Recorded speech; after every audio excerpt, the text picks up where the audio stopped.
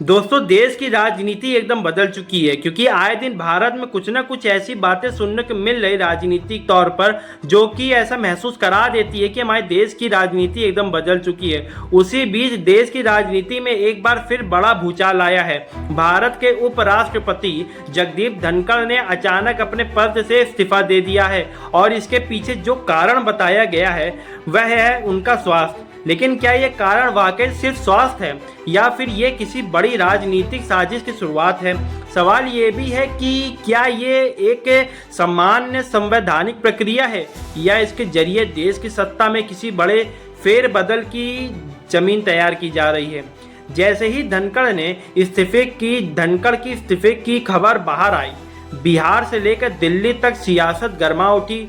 विपक्षी दल खासकर राष्ट्रीय जनता पार्टी आरजेडी ने आरोपों की झड़ी लगा दी और सीधे सीधे भारतीय जनता पार्टी बीजेपी पर गंभीर साजिश रचने का आरोप लगाया।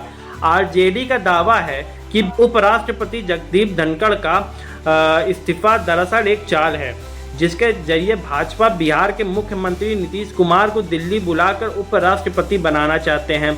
आरजेडी नेताओं का कहना है कि भाजपा नीतीश कुमार को बिहार से हटाना चाहती है क्योंकि उसे इस बात का डर है कि आगामी विधानसभा चुनाव में जेडीयू और आरजेडी की जोड़ी दोबारा सत्ता में लौट सकती है।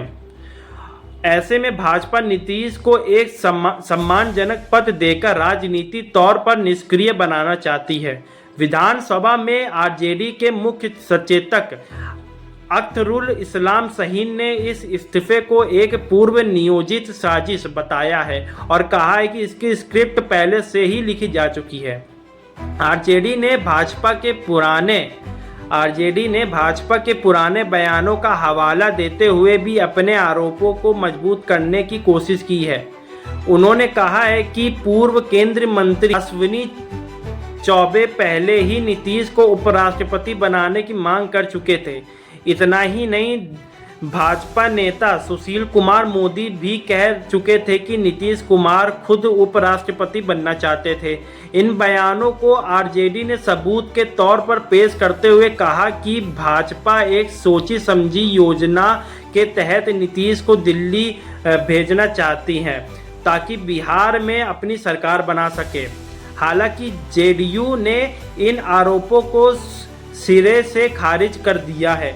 जेडीयू के वरिष्ठ मंत्री श्रवण कुमार ने कहा है कि नीतीश कुमार बिहार छोड़कर कहीं नहीं जाने वाले हैं। उन्होंने साफ किया कि नीतीश की एनडीए और अगले विधानसभा चुनाव में जीत दिलाएंगे और एक बार फिर मुख्यमंत्री बनेंगे। जेडीयू का मानना है कि आरजेडी सिर्फ अफवाह फैला रही है और यह पूरा मामला केवल धनखड़ की निजी स्वास्थ्य समस्या से जुड़ा है जिसका सियासत से कोई लेना देना नहीं। लेकिन सवाल वही है, क्या वाकई ये इस्तीफा सिर्फ एक स्वास्थ्य संबंधित निर्णय है या फिर इसके पीछे कोई बहुत बड़ा सियासी खेल चल रहा है? क्या नीतीश कुमार उपराष्ट्रपति बनकर बिहार की सत्ता भाजपा के हवाले की जाएगी? और अगर ऐसा हुआ तो इसका राजनीति में असर सिर्फ बिहार ही नहीं बल्कि केंद्र की राजनीति पर भी पड़ेगा। फिलहाल सच्चाई पूरी तरह सामने नहीं आई है, लेकिन जगदीप धनखड़ के इस अप्रत्याशित इस्तीफे ने राजनीति के गलियारों में हलचल जरूर तेज कर दी है। आगे क्या होगा, कौन उपराष्ट्रपति बनेगा, क्या नीतीश दिल्ली जाएंगे या बिहार में ही रहेंगे, ये सब कुछ आने वाले दिन में साफ हो जाएगा।